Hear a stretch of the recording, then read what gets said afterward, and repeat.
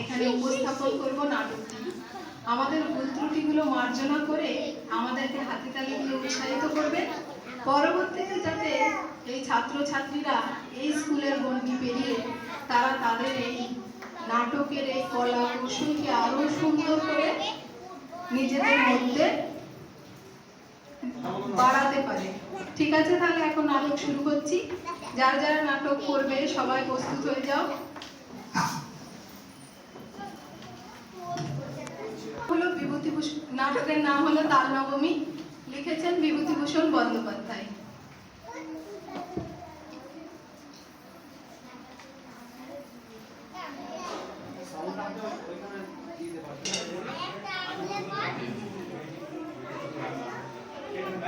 ভাদ্র মাসের দিন, দিন 15 হলো অবিরাম ধারায় বৃষ্টি নেমেছে, তার আর কোনো বিরাম নেই।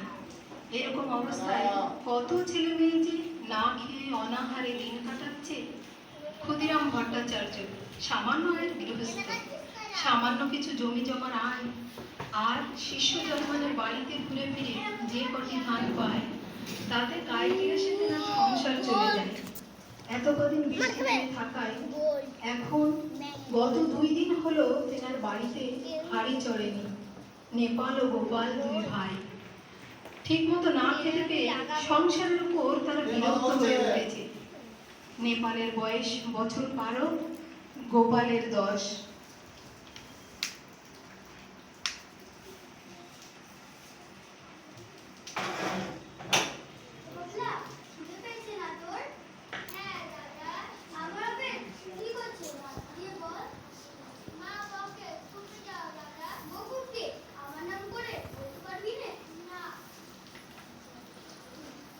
তাদের বাড়ির সামনে দিয়ে রাস্তা দিয়ে হেঁটে যাচ্ছে চুনি। চুনি নেপালের থেকে বয়সে বড়, অবস্থা সম্পূর্ণ পরিবারের ছেলে, বেশ নাদুস নুদুস চেহারা। তাকে দেখে নেপাল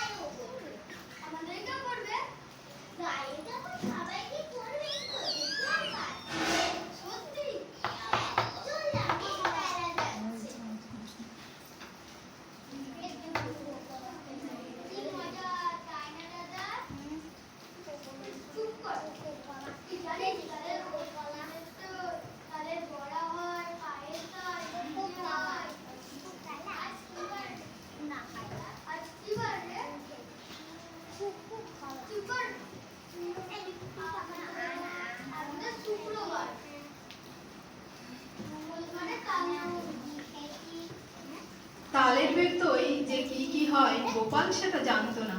আজ কি বার সেও সেটা জানে না, কিন্তু মঙ্গলবারে যদি তাল নবমী হয় তাহলে সে সুখাদ্য খেতে আর বেশি দেরি নেই।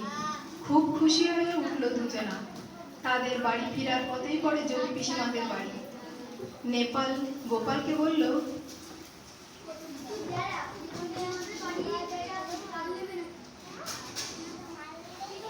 এ গায়ে তালের গাছ নেই, কিন্তু মাঠে প্রকল্প তাল দিবি। সেখান থেকে নেপাল তাল কুড়িয়ে নিয়ে এসে গায়ে বিক্রি করে। জ্যোতি পিসিমা সামনেই দাঁড়িয়ে। জ্যোতি পিসিমা এ গ্রামে নটবার বাণিজ্যের স্ত্রী। তেনার ভালো নাম হলো হরিমতি, কিন্তু গা শুদ্ধ ছেলে মেয়ে তেনাকে ডাকে জ্যোতি পিসিমা বলে।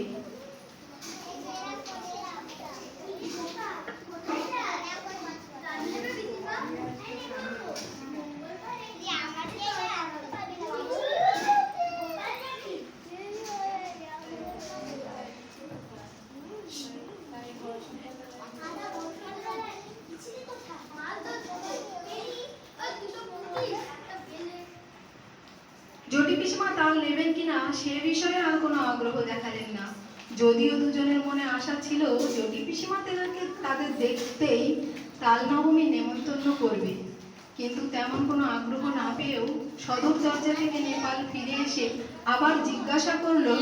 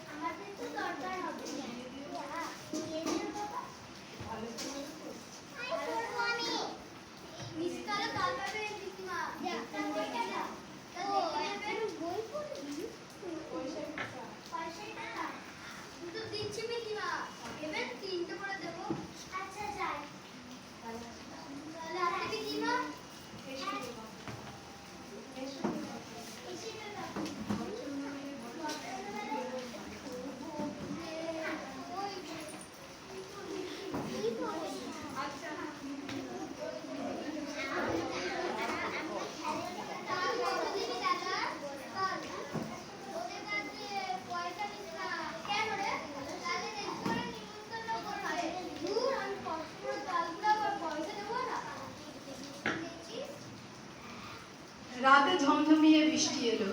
গোপালের ঘুম আসে না। সে জানলা দিয়ে দেখছে ওই বড় বকুলতলার গাছে জোনাকি জ্বলছে। সে শুয়ে শুয়ে কেবলই ভাবছে,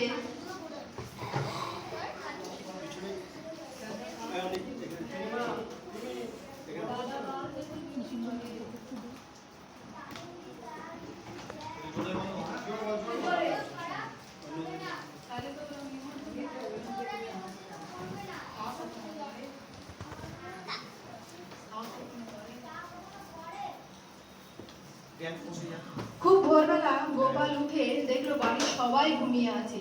সে আর দেরি না করে এক ছুটে তাল দিঘির পাড়ে যাওয়ার উদ্দেশ্যে বেরিয়ে পড়লো। মাঠে এক হাঁটু জল কাদায় ভর্তি। ওই সময় উত্তর পাড়ার গণেশ কাওড়া নাঙল কাঁধে হেঁটে যাচ্ছে মাঠে। সে গোপালকে দেখে হঠাৎ অবাক হয়ে জিজ্ঞাসা করলো,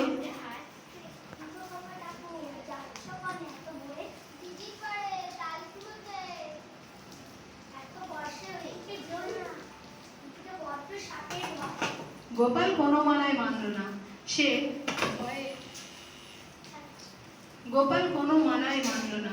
সে ভয়ে ভয়ে দৌড়ে পৌঁছে গেল তাল দিঘির পাড়ে। সেখানে গিয়ে সে তাল খুঁজতে লাগলো। জলের ধারে একটা বড় তাল পেয়ে গেল। অনেক কষ্টে তালটি নিয়ে ফিরে আসার পথে আরো বেশ কয়েকটি তাল পেল, কিন্তু ছেলে মানুষ, দুটো তালের বেশি সে নিয়ে আসতে পারলো না। জটি পিসিমা এমন সময় সদর দরজায় দাঁড়িয়ে জলের ধারা দিচ্ছেন। গোপালকে দেখে তিনি অবাক হয়ে জিজ্ঞাসা করলেন,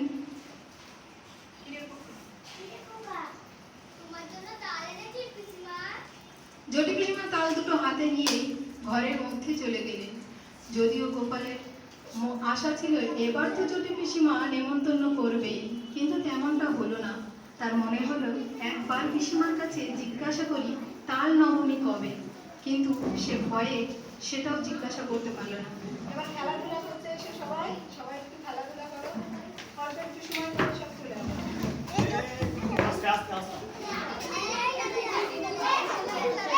সারাদিন খেলাধুলার ফাঁকে ফাঁকে গোপাল কেবলই অন্যমনস্ক হয়ে বসে রইল। হয়ে গেছে, চলে যাও, চলে যাও।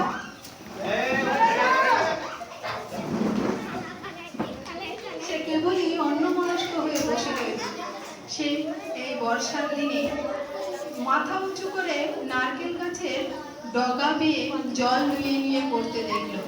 বাচ্চাগুলো নুয়ে নুয়ে পড়ছে ঝোড়ো বাতাসে হাওয়ায়। বকুলতলার ওই পুকুরের ডোবায় ব্যাঙগুলো মাঝে মধ্যে ডেকে ডেকে উঠছে। সে তার মায়ের কাছে জিজ্ঞাসা করলো,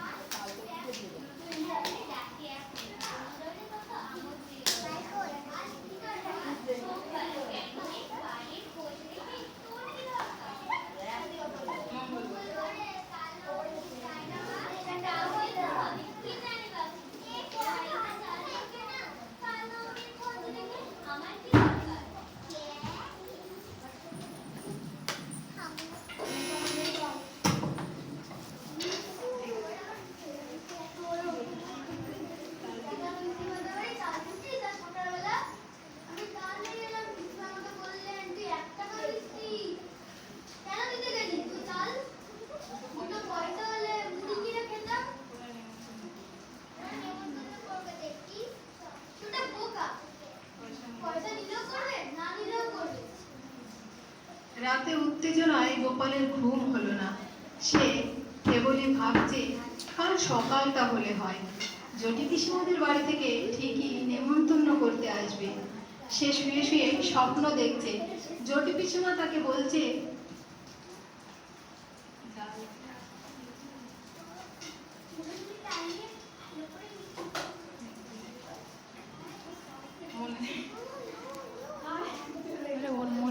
আচ্ছা ঠিক আছে থাক। অনেকে মিলে খেতে বসেছে, কিন্তু গোপাল খেয়েই চলেছে। লাবণ্যদি হেসে হেসে বলছে,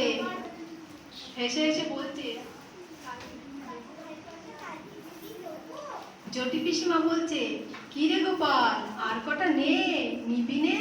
ভাগ্যিস তুই তাল দিয়ে গেছিলি। আজ মঙ্গলবার, তাল নবমী, খা খা, বেশি করে খা, সবার খাওয়া হয়ে গেল, তুই আর কিছু নিবি? গোপাল খেয়ে চলেছে, খেয়ে চলেছে, খেয়ে চলেছে। সে কেবলই খাচ্ছে, খাচ্ছে আর খাচ্ছে। বাতাসে কত খাবারের যে সুগন্ধ ভেসে আসছে। এমন সময় মায়ের হাতের মায়ের হাতের মৃদু ঠেলায় গোপালের ঘুম ভাঙল। সে ঘুম থেকে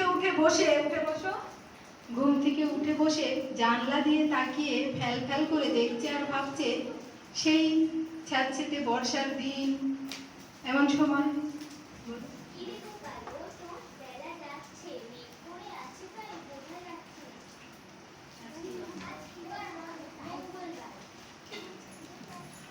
গোপাল দরজার সামনে গাছের গুড়িতে বসে অপেক্ষা করতে থাকলো। বহু সময় ধরে অপেক্ষা করছে। বেলা যে ঠিক কত হয়েছে তা এই ঘন বর্ষার দিনে বোঝা যাচ্ছে না, কিন্তু বেলা যে বেশ হয়েছে তা বোঝা যাচ্ছে। সে অপেক্ষায় আছে কখন জটি পিসিমাদের বাড়ি থেকে নেমন্তন্ন করতে আসবে, কিন্তু কই কেউ তো এলো না। এমন সময় পাড়ার শিবু বাড়িতে ও বেশ কিছু ছেলে মেয়ে গোপালের সামনে দিয়ে চলে গেল। এরা যে কোথায় গেল গোপাল সেটা কিছুতেই বুঝতে পারল না। কিন্তু আর একটু সময় পরে গ্রামের আরো বেশ কিছু ছেলে মেয়ে তার বাবা মায়ের সঙ্গে সেখান দিয়ে হেঁটে চলে যাচ্ছে। এরপরে যে বলবে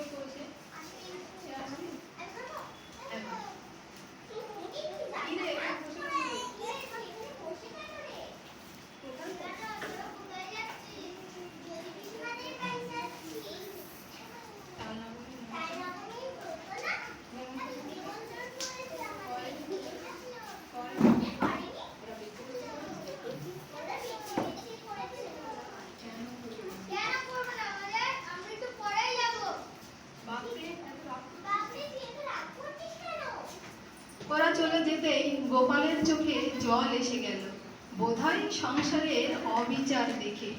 সে বসে কান্না করতে থাকলো, মন খারাপ করে বসে আছে। তার সজল চোখের ঝাপসায় সে দেখতে পেল তার সামনে দিয়েই হারু, হিতেন, গোপেন, গুটকে তার বাপ দাদাদের সঙ্গে চলে গেল জটি পিসিমার বাড়ির দিকে তার নবমীর নেমন্তন্ন খেতে।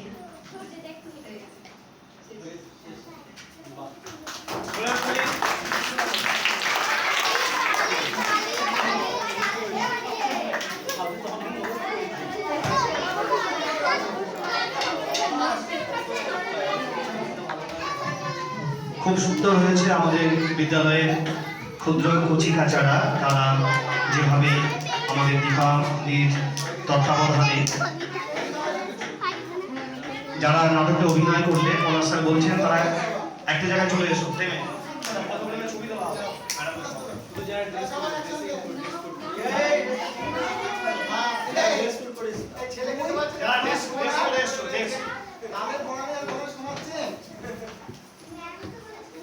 সবাই নিয়ে নয়, যারা নাটকে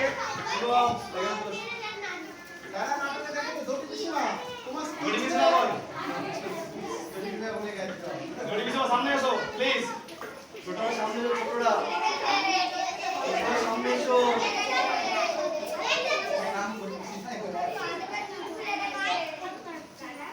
একটু পিছিয়ে যাও, একটু পিছিয়ে যাও, পিছিয়ে যাও।